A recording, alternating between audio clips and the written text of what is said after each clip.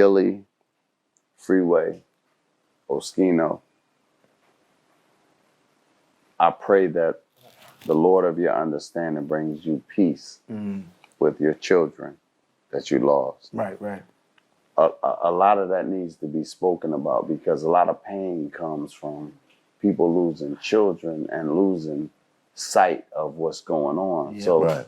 I want to send not no shout out, a prayer Right. out to those brothers who experienced what I didn't experience. I only lost my mother. I don't know what it's like to lose a child. Right. You see what I'm saying? So a lot of the lashing out and people speaking the way they speaking Right. comes from a place where none of us will understand because It's pain. I can't say none of us, and Yeah. we're not going to get into that, Yeah. but losing a child It's different. is different. Right. It's different. And those that can empathize with that, I wholeheartedly pray every day for those types of brothers and females that are going through those types of things. Right. Because I've been seeing a lot of stuff on social media where people have been expressing themselves in a painful way. Right. And I just want to give my condolences and my love to those people who are suffering from things I can't understand. Yeah. I only lost my mother, my grandmother, my uncles and things like that. And I don't know what it's like to lose a child. Right. You know what I'm saying? So when a person's angry about losing a child, I can't say they're wrong. I can't say they're right. All I can say is I'm going to pray for you because I don't know what I would do if I would lose any of my kids, bro. Mm. I do this shit for my kids. Excuse my language, but I do it for the kids, bro. We all do it for the kids. Right. We all human. Mm-hmm. I don't dehumanize myself. I look at it like, bro, we all can suffer from these same things. But man, salute the Oschino's children. Salute the Gill child that he lost. Salute the Freeway children that he lost. And may Allah bring peace to y'all brothers. That's what I want to say. And I'll leave it at that. Yeah, that's seriously, because when I talked to him, I understood. That's what I had to explain to him. You know, I had, you know how you got to separate yourself from the other business, even with the business side. It's like it's bigger than that. You know what I'm saying? It's like that because nobody worried about when I went through changes. You know what I mean? Mm-hmm. But that is serious. So now you see what I mean about in the flesh and why because it's a bond, man. You can't put that money between a relationship because you can ruin things. So and that was my godchild at the end of the day. You know what I mean? Right. Nobody knew that. You know what I'm saying? So why wouldn't I not want to talking show about up? Oschino, Oh right? yeah, why Yeah. wouldn't I not be there? This family know me, you know what I'm saying? But it's something me and him had to talk about. He probably was just missing me, you know what I'm saying? We started this together. It got to be something in that, you know what I mean? Yeah. It was just one of them things. I knew how to do damage control on my stuff because I either came in the world with somebody else or I was doing my thing, you know what I'm saying? Right. But at the end of the day, it was jacked up. So we really needed to kick it, you know what I'm saying? Have y'all On spoke that level. after this recent?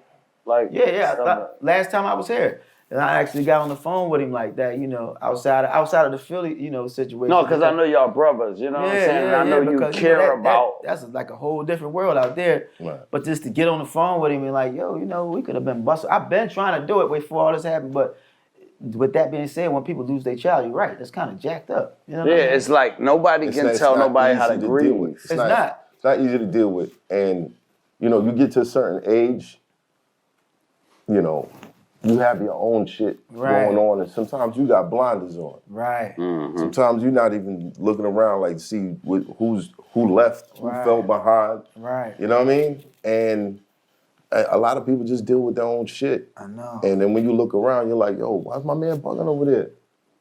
Oh, he's going through this. Right. He don't know how to deal with it. Right.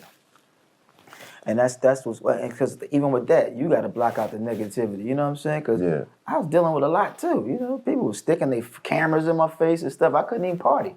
I'm trying to hide. I'm trying to hide in the alleyway. I'm doing stuff I ain't never did before. I gotta hide in the alleyway to go and have my fun now. The doors, I'm like, you guys ain't doing right. You ain't protecting me like you're supposed to. I ain't never did you like that. Right. So I'm dealing with that in the hood. I'm like, hey man, these guys have changed. You know what I mean? Right. So I'm like, all right, and all I'm doing was selling my own goodies. You know what I'm saying? I got my own merchandise. So while y'all doing that, I'm owning my stuff. You know what I'm saying? I'm registering my stuff. I'm LLCing my stuff. I'm putting time on it. You know, because my OSENT LLC been active for years now. But I'm learning the game that didn't nobody want to give me. And that's what I'm saying about us as a group, a unit, in Philly, period. You know what I'm saying? About people getting in and doing business and sitting down talking real business instead of, it's keeping us away from things. So at the end of the day, sometimes, and that's another part be showing me where I'm at, because sometimes you gotta remove yourself from certain situations, though. Right. Because if you become so accessible to somebody, they take it for granted. Yeah, and especially somebody from the streets. Right. A lot of the brothers from the streets that rode with you, that went through the wars with you, that been through the violence, that did the time. Right. There's a lot of trauma there that shows up in the latter years, and you don't necessarily understand it. Right. Because it's not being expressed again. Right. I got homeboys that I love to death, but I gotta stay away from. Right. Because the way that you play out your traumas is a danger for me and anybody around. And I didn't understand when I was young. Which makes it a danger for you. Right. You dig what I'm saying? Right. I might come too close to you. Right. And I know you love me. Right. But what are you doing to people that you love right now? Right. You dig what I'm saying? Right. Yeah, So it's tough, man. I suggest everybody out there, listen, you're not supposed to wake up feeling like you don't want to be here. You're not supposed to wake up feeling like somebody took something from you. You're supposed to wake up and feel grateful for every day that you're living. So if you're not feeling like that, chances are you're dealing with something. You can't pinpoint it. There's something there that you need help for.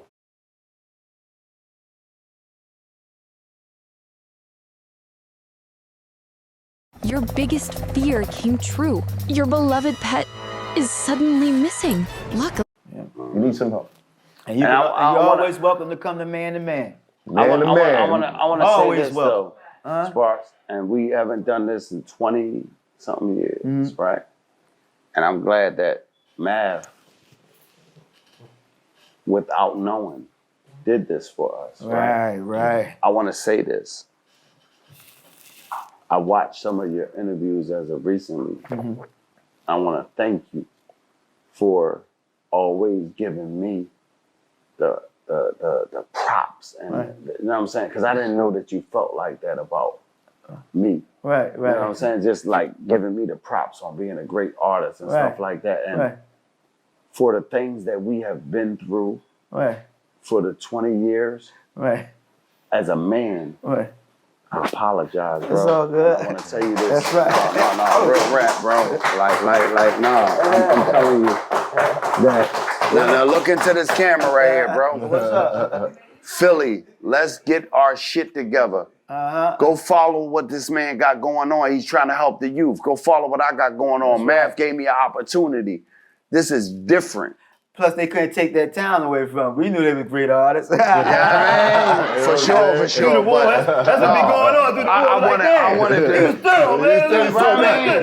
Bro, imagine if we could have made records back in the day, bro. Right. But we was young, so that's why that was some grown people stuff we just did there. So that was, No, but ain't nobody. Listen, let me tell you this, bro. Right. Nobody has ever seen. Besides the small little community that we have, me and Sparks been cool since we did the motherfucking movie in 2007? Yeah, Expendable, Yeah, like we got around each other for the first time in 2007. It was like, we talented as shit. Yeah, because everybody was doing stuff, and you know what's good for business and what's bad for business. So at the end of the day, it's like, I think, especially for us, because we was worldwide. So we had to do that. You know what I'm saying? It was one of them things. This ain't just because it's a local thing. You know what I mean? Shabazz the OG, salute to you, my brother. Yep. You are the conduit for this type of shit. Mav, salute to you. You are the conduit.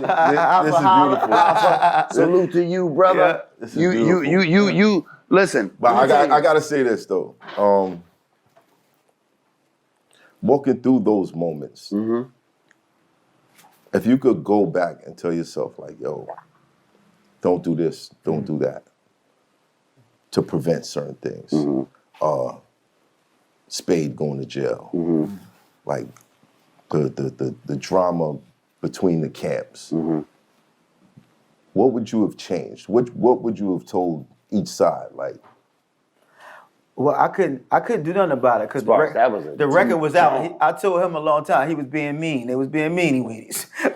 You know, they were being meanie weenies. I was minding my business, going about my day, and there was just all these nasty records out because of some beef they got. So I was like, I wasn't there. I was just defending my family, my honor. But no. At the end of the day, it was just let's get money. That's what I'd have said. You know what I mean? I'd have just been like, let's get to $1. You know, period. Yeah. why do you think y'all the Philly beef escalated and the Locks and Rock beef didn't? Divide and conquer. Divide and conquer. That's what it was. What you think? You know what? I think those guys just had business folks around them, and they was a little bit advanced than us. We was younger, you know what I'm saying? So of course, like Dutch said, he was 17. I was young. I was about 18, and that's how chain of command sometimes work. It's just like the hood, you know what I'm saying? It's like, all right, those guys a little older than us. If we get booked, we can come right out. You know what I'm saying? So it was just one of them things. But we here to live another day. You know what I'm saying? And see another day. It was unfortunate about some of the situations that took place. But at the end of the day, we around. People were grown. What was this 20-something years ago? And 25. So most people that go away must you pay your debt to society. You gotta what we doing to move forward. So We're gonna take a 5-minute break.